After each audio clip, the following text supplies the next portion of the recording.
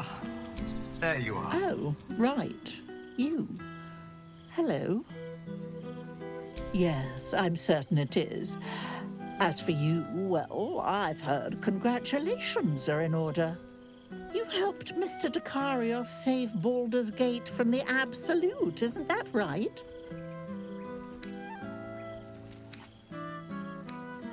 That doesn't sound like him. But whichever way you want to remember it, well done, I suppose. You ought to come visit myself and Gale when you're able, if you can extract yourself from what I'm sure are very important responsibilities.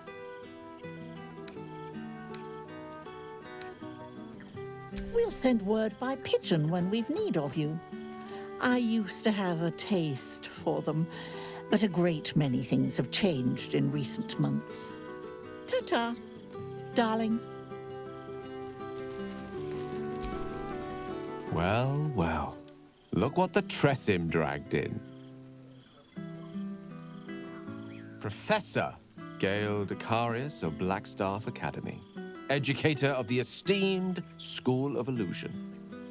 A pleasure to remake your acquaintance.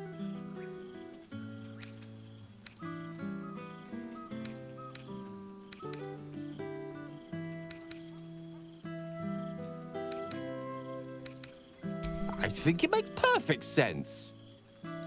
Who better to warn of the perils of misusing magic than someone who was once only a wayward sneeze away from destroying a mid-sized settlement? Don't remind me of those terrible times, Mr. Dekarios.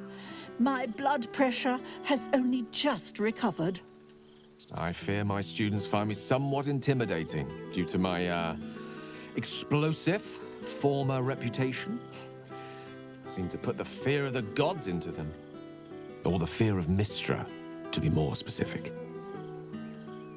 I surrendered the crown of Carsus to her, as I told you I would. And in return, she cured me of the orb at last. Even now, I struggle to put the feelings into words. It was like exhaling for the first time after holding my breath for so very long. Of course, I haven't clarified with my students that the orb is no longer a threat. The legend of my explosive capabilities is an excellent means of controlling a classroom. Too good, if anything. I spend most of my time trying to convince them how much fun the study of magic can be.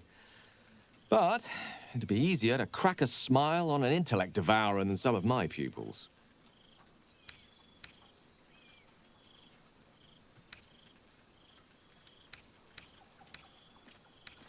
Illusory magic has the power to confound the senses, to render the impossible into reality, and to allow expression of that most magical attribute of all, imagination. Unfortunately, in that respect, some of my apprentices seem to be rather lazy. Oh, they try their best, of course, when they can manage to stay awake. The cheek of them! Nothing a well-placed swipe from Tara can't fix, though. And what of you?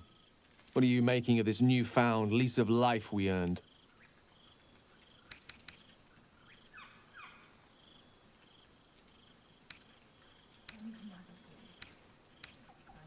And I couldn't be happier for you. A fitting reward for the sacrifices you made in getting here. I've told my students plenty of tales about our escapades. You're something of a hero to them, you know? I'd be delighted to introduce you to my current cohort as a guest lecturer, perhaps. I'm sure they'd have plenty of questions for you.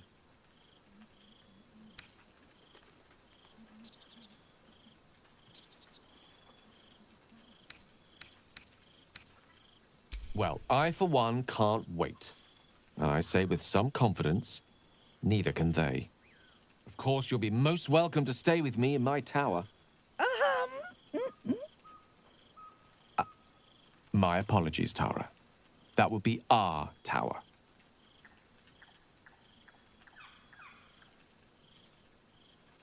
It will give us plenty of time to catch up on your adventures. I'm very curious to know what you've been up to these past months.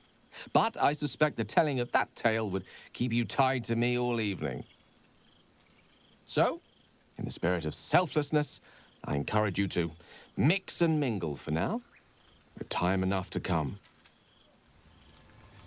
Rack. I'd take rat over this any day.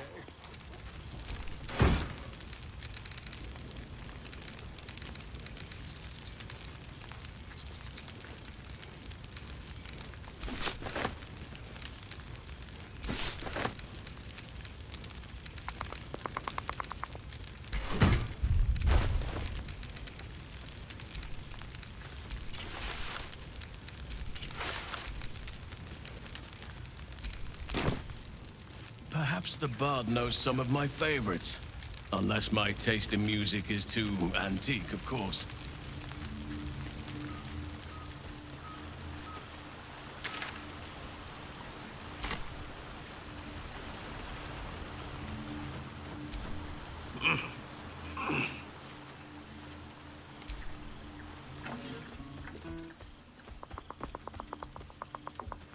Oh, hello. Let me guess, you've got some suggestions about the music choice.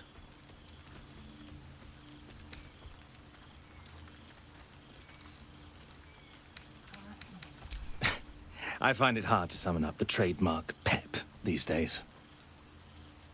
You have no idea who I am, do you? I thought Withers might have set the stage a little.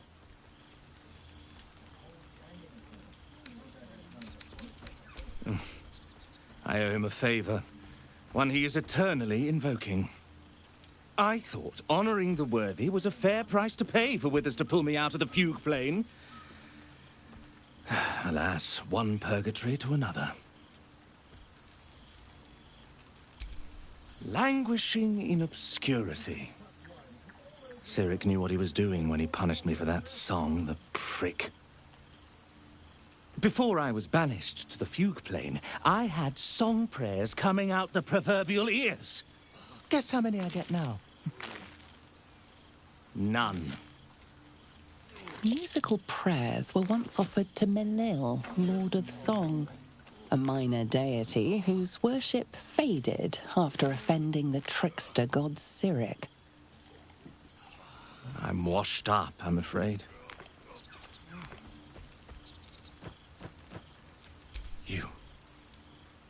You know. You're bloody right. It is an honor. Finally. The scribe picks an adventurer of substance, of culture. What can I do you for? Your wish is my... etc. What song do you want?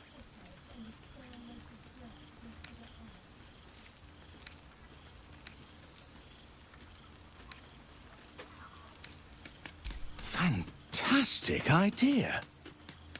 It'll suit the whole affair perfectly.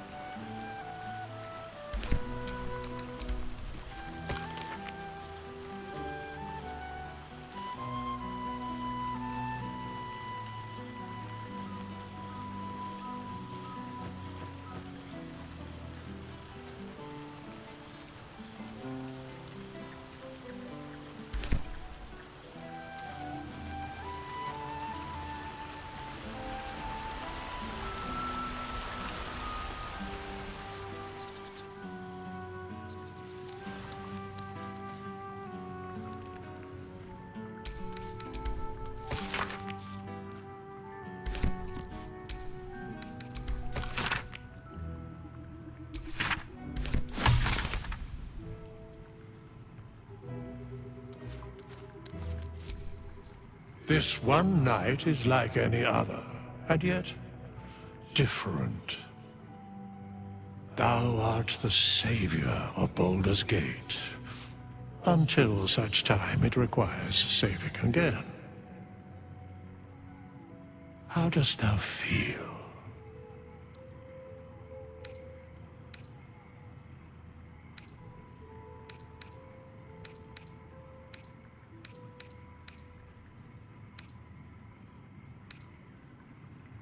Thou givest thyself so little credit. The duty borne by you was great. You could have well shirked. Thou gavest what it was possible to give. The realm continues for your sacrifices. Enjoy the revelry of the day. Thou deservest at least that much.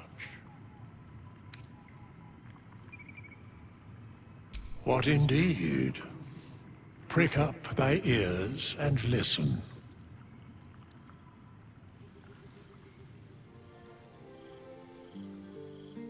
The balance of the world restored.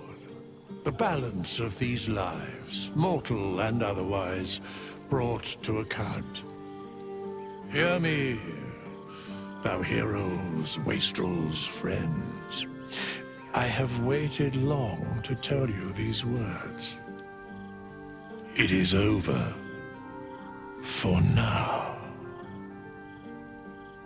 Thou played thy part in weaving the fabric of fate itself, but for every thread you sewed, so did the gods unravel another. Sleep, rest, revel, but be ready. For thou mayst yet be needed. Until we meet again, I wish thee every possible fortune, health, wealth, love, and above all, problems worth solving.